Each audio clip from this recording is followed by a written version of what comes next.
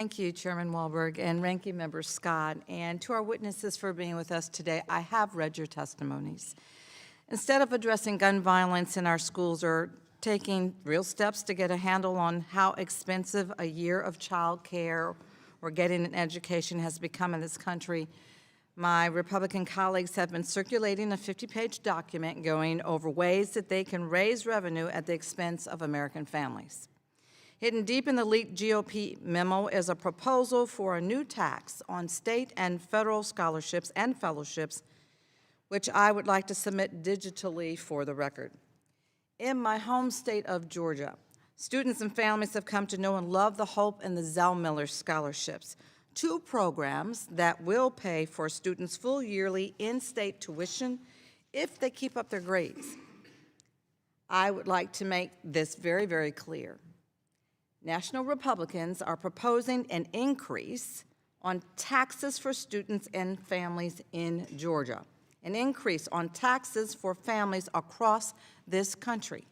Students in Georgia know that if you work hard in school, the state will help you get through college and start a career.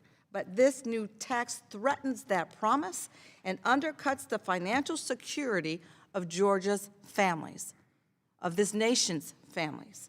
Last year, more than 185,000 Georgians received almost $1 billion in scholarships and grants through the HOPE program alone.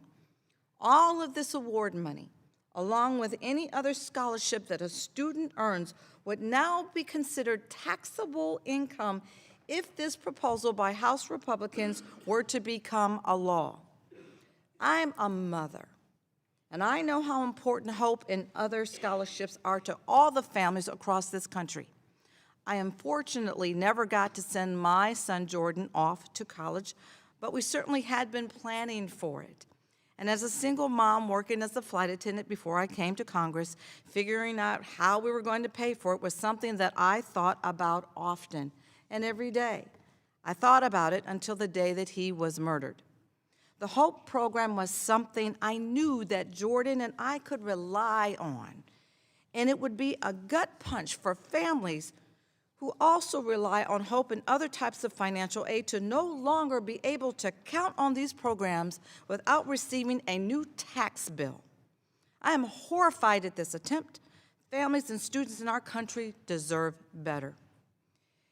Ms. Nelson, my question is for you. In your testimony, you did talk about the importance of student aid. Can you briefly discuss the impact that taxing scholarships, grants, and fellowships would have on students and families at all income levels?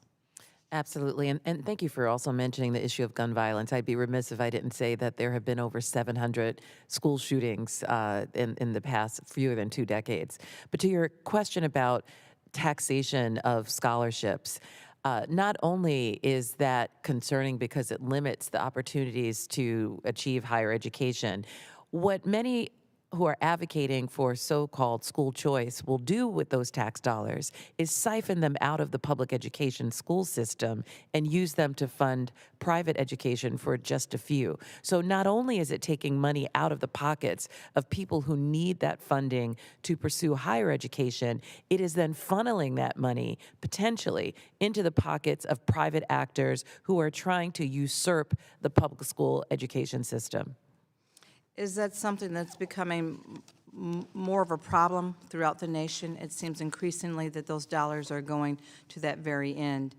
And I just want to say thank you for that answer, and I know that I will do everything in my power that I can ensure that this proposal never makes it beyond this memo. And I encourage all of my colleagues to fight back against this tax increase that will make students and families' lives harder and more expensive back home.